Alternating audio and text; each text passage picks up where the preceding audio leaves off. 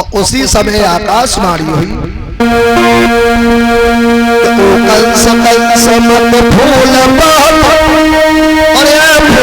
फूल फूल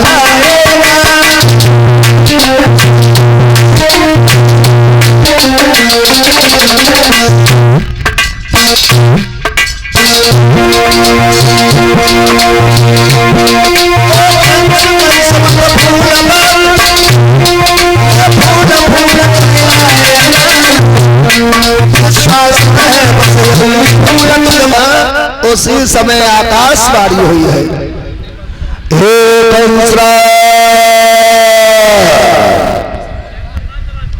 कंस इधर उधर देखने लगा, बिना उठाए गया कंस इधर उधर देख रहा है। आज जिस बहन देवकी के पीछे तू इतना आनंद मना रहा है, इसी बहन देवकी का 8वां बच्चा तेरा काल होगा।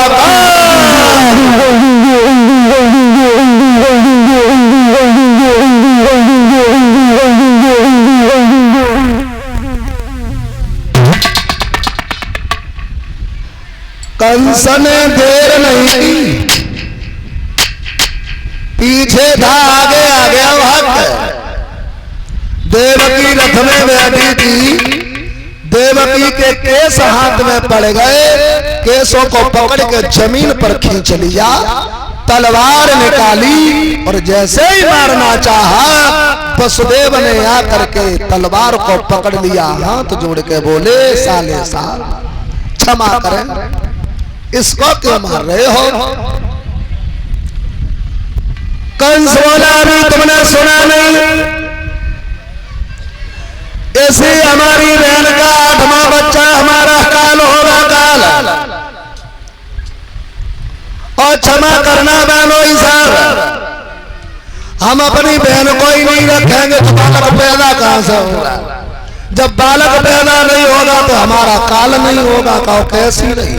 वसुदेव बोले, क्षमा करें, बात तो तुम ठीक कह रहे हो, लेकिन कंस एक बात बताओ, तुम्हें खतरा किससे, बच्चे से या अपनी बहन से?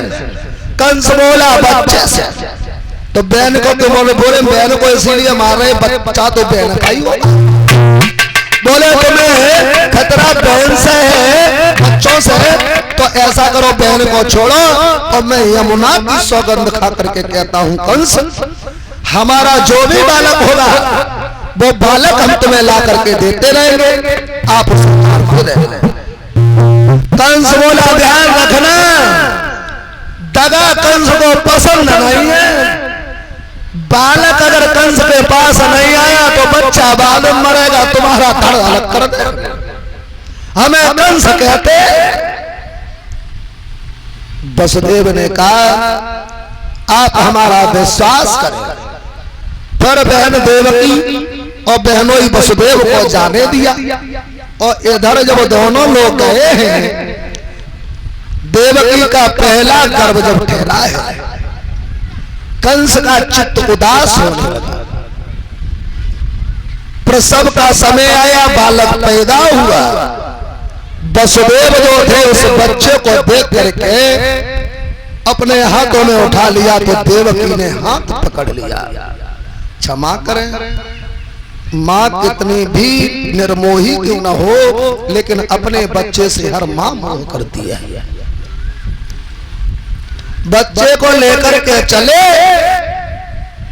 उसी समय देवकी ने हाथ पकड़ के कहा, नाथ हम ये तो जानते ये बच्चे की जिंदगी ज्यादा समय की नहीं है, लेकिन हमें हमारे बच्चे को देख तो लेने दो कम से कम, कंस का भोजन है ये। वसुदेव बोले, क्षमा करना भद्रे, ज्यादा मोह लगाने से जब बालक दूर होगा तो मोह में आप बच्चे की जुदाई से नहीं पाएंगे, और ये तो भोजन कंस का है, इस बच्चे से मोह न करो, इसे त्याग दो। इधर वसुदेव उसी समय वसुदेव कहने लगे,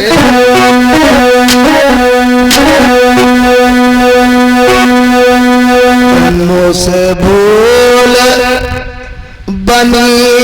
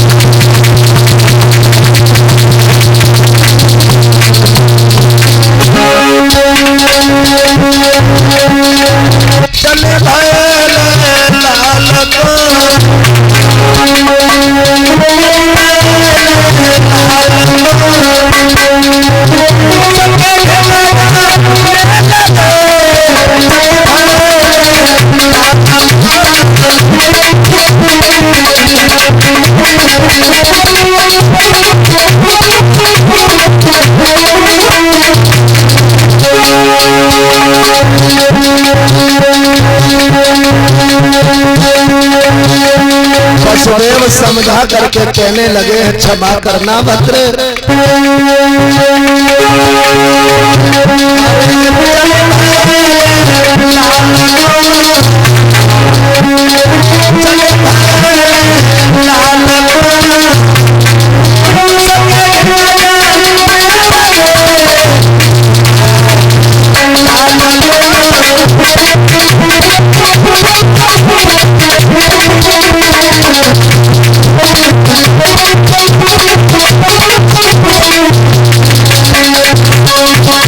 और जैसे ही देवकी ने बालक को छोड़ना नहीं चाह रही है देवकी,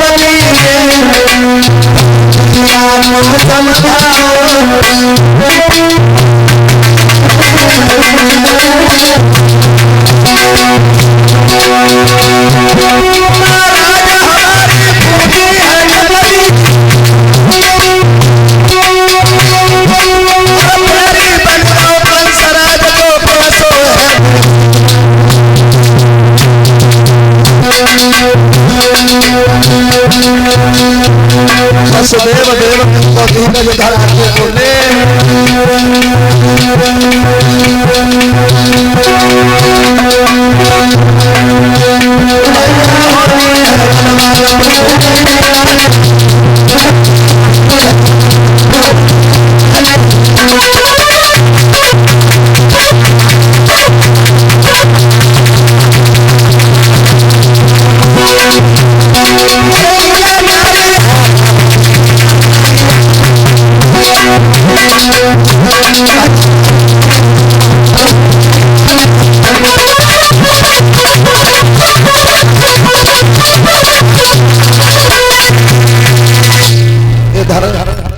कंस के पास में वसुदेव लेकर के बच्चे को पहुंचे। बच्चे को लाते हुए देखा, वसुदेव को देखा तो कंस कहने लगा जुग जुग जियो बहनों ही साहब। बात के बड़ा धनी निकले, बच्चे का मोह नहीं आया, मालूम है से अभी हम मार देंगे फिर भी लेकर चले आए। धन्य है, कोई बात नहीं।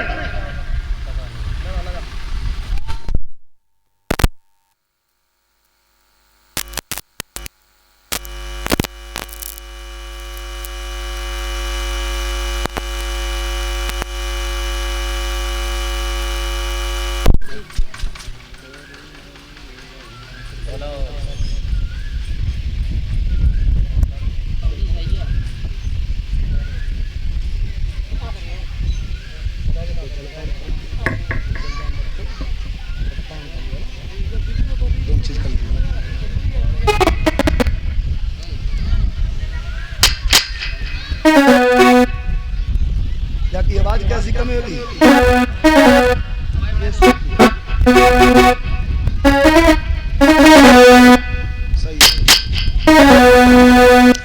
इधर कंस ने उस बच्चे को लिया और फिर विचार किया हमें से क्यों मारे, इसने हमारा बिगाड़ा क्या। लेकिन हाँ हमें विश्वास हो गया कि अब आप बच्चे से मोह नहीं करेंगे। ऐसा करो इस बच्चे को ले जाओ जो 8वां बालक हो वो मेरे पास लेकर के आना। बच्चा लौटा दिया।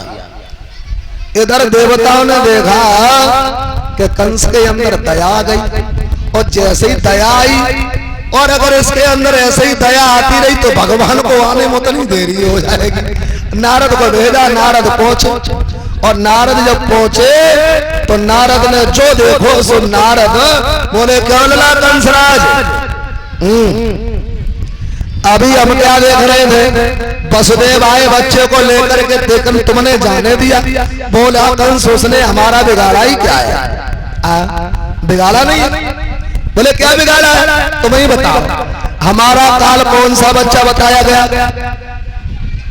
नारद बोले 8वां। तो बोले हमेशा क्यों मारे?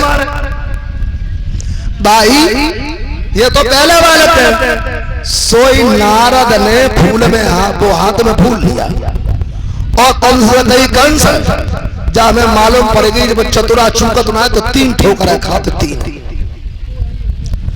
फूल लेकर के है गिनवाई कली 1 2 3 4 5 6 7 8। अब अच्छा यहां से गिनो।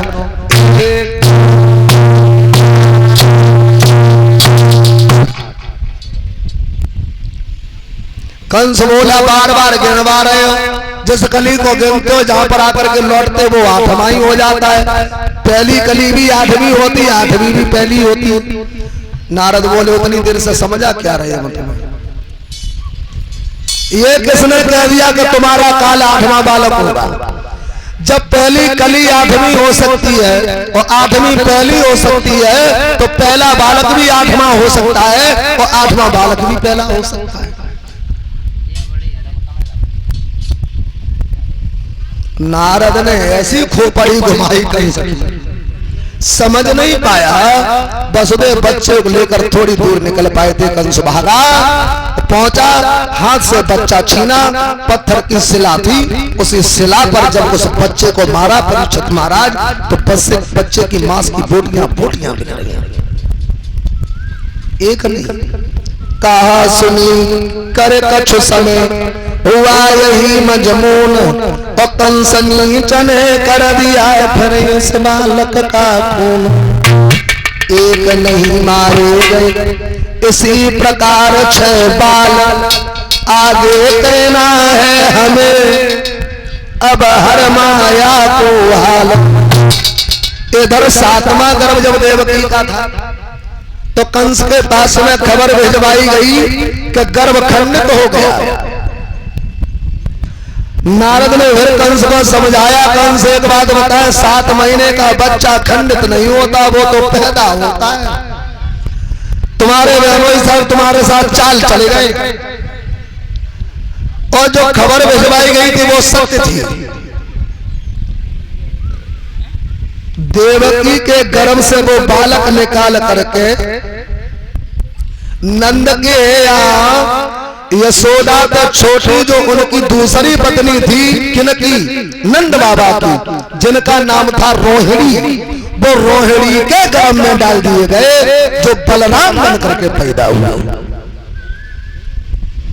अब इधर जब कंस को मालूम पड़ा हमारे साथ में दगा हो रहा है, तो बहन बहनोई को उठाया और जेल में बंद करवा दिया। कुछ विद्वानों का मत यह है कि कंस ने वसुदेव देवकी को घर